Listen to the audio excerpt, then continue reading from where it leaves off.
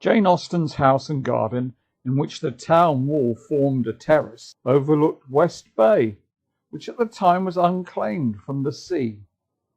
In her own words, envied by many people, a contemporary guidebook described the view from Castle Square as enchanting to the village of Millbrook and the river beyond to Redbridge. Southampton was briefly her home as a schoolgirl, and again from October 1806 until early 1809. Between 1700 and 1800, Southampton developed from a quiet town in decline to a thriving leisure resort. The population grew from less than 3,000 to over 8,000. As well as a traditional embarkation port for British armies to the continent, the discovery of mineral springs north of the Bargate around 1740 and the visit of the Prince of Wales in 1750 turned the town into a leisure resort.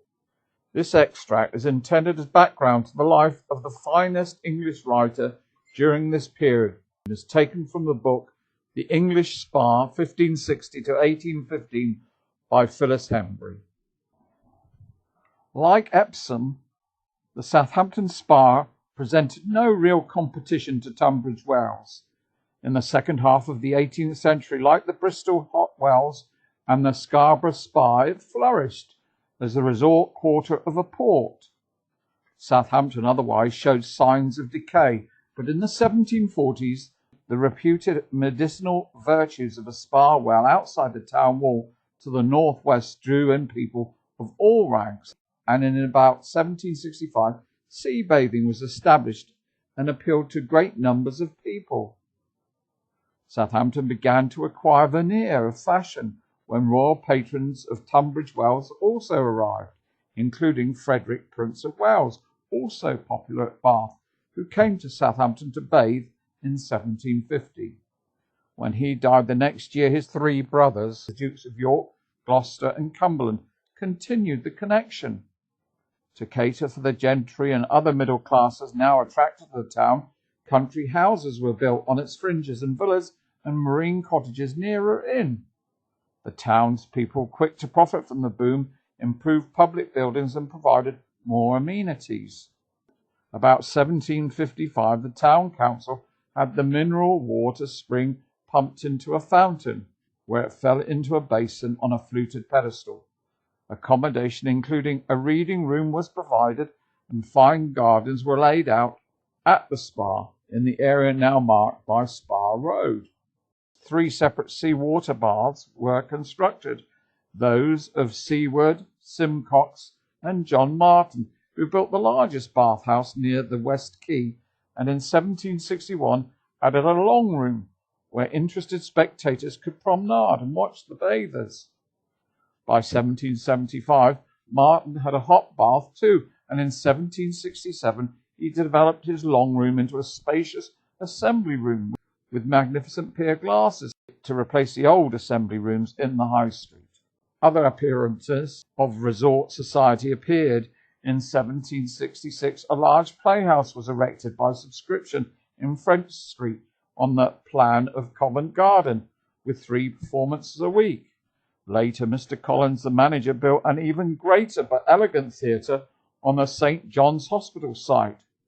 By 1775, a circulating library adjoined Martin's rooms, with English, French, Italian, and London newspapers, and there were coffee houses, banks, and a newspaper, the later Hampshire Chronicle. The town's approaches and promenades were improved, and houses were fitted out in the newest and genteelest manner for visitors, but in 1764 lodgings were dear. Improved coach services to London, Bath, Bristol, Salisbury, Oxford, and other towns brought visitors to the 8 substantial inns, including the Dolphin, which was rebuilt with an assembly room in 1775. In 1770, an Improvement Act allowed for better paving, lighting, and watching, and the main parts of the town were lit to encourage visitors to go out at night. By 1775, the social life of Martin's assembly rooms warranted the introduction of a master of ceremonies, William Dawson, to organize Tuesday dress balls and undress balls for cotillions, on Thursday. Dawson's regime resembled that of Bath in other ways. For example, no lady was to dance in an apron or black gloves, and servants were not to crowd the stairs to the rooms, but wait in the appointed place. But Martin's rooms were badly situated with insufficient carriage space among dark, dirty and dangerous lanes. So Jacob Leroux, an architect of Great Russell Street, London, backed by the wealthy General John Carnac of Cams Hall near Fareham, conceived the idea in about 1768 of erecting a spacious amusement centre on a 22-acre site north-east of the town. The planned layout was a 12-sided polygon with an encircling carriage road and 12 large houses, the gardens of which tapered behind to a central block of a hotel, assembly room and shops. This unique polygon estate, incorporating amusement and commercial facilities with residences, attracted sightseers from miles around. In August 1771, Mrs. Harris from Salisbury thought the polygon a most magnificent hotel. It had a fine ballroom, card and tea rooms, 2 billiard rooms, several eating rooms, 50 good bedchambers, elegant shops, and stabling for 500 horses. The incorporation of shops in the building was unprecedented, and the hotel, with the York House Hotel at Bath and the Clarence Hotel, Exeter, among the pioneer purpose-built English inns providing visitors accommodation on an unusually large scale. Although the hotel was still incomplete, in 1773 balls were being held there, the focus of 2 brilliant seasons under the aegis of the royal dukes.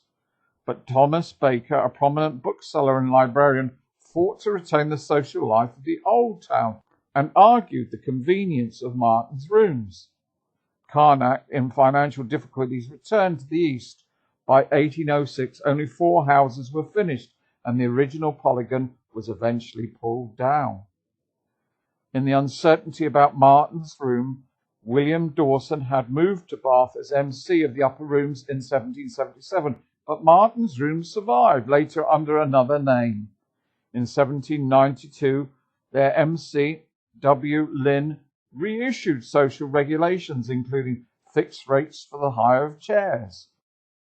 Although the royal dukes ceased to patronize Southampton after 1778, people of rank and fashion still came, and from 1785 the MC supervised fortnightly winter assemblies at the Dolphin with a set of rules like those of Martin's rooms.